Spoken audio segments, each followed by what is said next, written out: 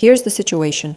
The client has twisted nails and a strong desire, so she got a decorative, long-lasting coating.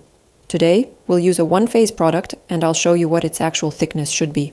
But for now, let's do the prep work. By the way, what's under her middle fingernails isn't dirt, it's concrete. She's renovating her home by herself. We'll start by completely removing the length of the free edge. As always, I'm using straight cutting nippers from Nippon Nippers for this work. I'm making a straight cut and showing that the nails on the thumb are quite thick.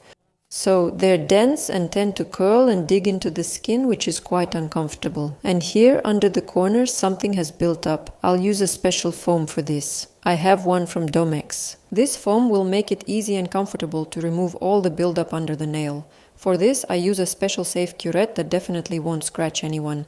Everything will go as comfortably as possible. It turned out that under the nail there was some packing material that had been forgotten for 3 weeks, and of course there are also some remnants of biological matter, which is generally normal. As you can see, if you forget packing material under your nails, basically nothing serious will happen. Yes, some dirt accumulated, we removed it, and everything is fine. Next, using the same curette, I carefully clean out all the side grooves and make a plan of action for myself. I also want to draw your attention to the fact that there is a tendency for periungual and subungual calluses here. This happens because the edges of the nail plates rub very strongly against the skin, and the skin of course responds with these kinds of callus formations. And this condition is exactly a sign that the nails are uncomfortable. They are cramped and something is constantly pressing and rubbing against them. Next, I will use a pusher. My favorite type of pusher is the one that has an anatomically shaped spatula on one side and a straight part like this on the other side. I go back to the nail fold and use tweezers to remove another piece of periungual callus. For treatment, I will use foot talcum powder. I love it because it has a very pleasant menthol scent. And for the actual treatment, I will use diamond bits. Here I have a natural diamond bit with a red band. And as always, the Dr. Alex machine.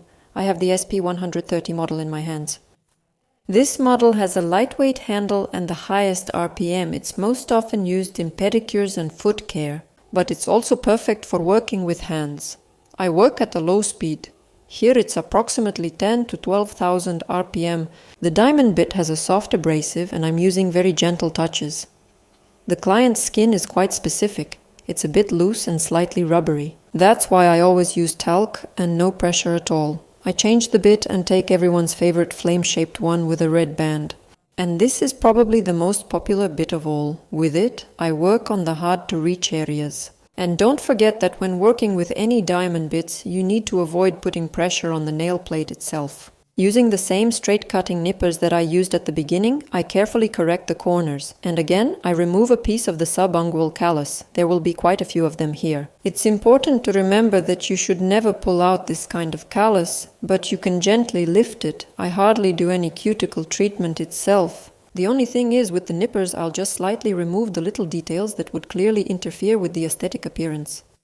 An antiseptic with astringent and moisturizing properties will help me finish the toe treatment. I double check my work, as always, with a curette and clean everything to make sure it's ready, because next we'll be applying the coating. If the toes are close together, I recommend using separators. I have these funny ones. Please, I beg you, don't ask me for a link. I ordered them somewhere on AliExpress. For the coating, we'll be using a one-step gel polish. I have a whole palette. These are colors from Z Color. They have a wide selection of shades specifically in the one-step system, so we don't need a base or a top coat. And by the way, they hold their shine really well after curing and degreasing. We chose the 6th shade, which is a bright orange color. The bottles are small, and you can buy the whole collection at once. I'm showing on the glove that this one-step gel polish stays soft after curing and doesn't shrink. And that's exactly what we need if we're working with nails that are prone to becoming ingrown, but it's important to remember that even though this is a one-step product, you definitely shouldn't wear the coating for too long. And to apply it evenly, I use a palette. I put the gel polish there and use a synthetic brush for the application. I have a flat one like this. I dip the brush a little into the color and show you the application technique.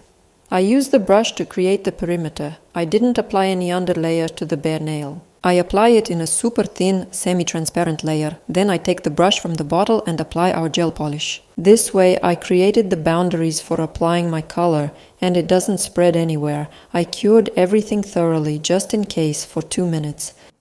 I shape the free edge and apply moisturizing oil. I use the dry molecular oil from Domix, just a couple of drops, and I massage it in. And now I would like to show you the thickness of the one-step coating. For this, I'm including a macro shot and also adding a ruler for scale. Here you can clearly see that the one-step coating is applied in a super thin layer, and absolutely with proper application it won't harm your client's nails.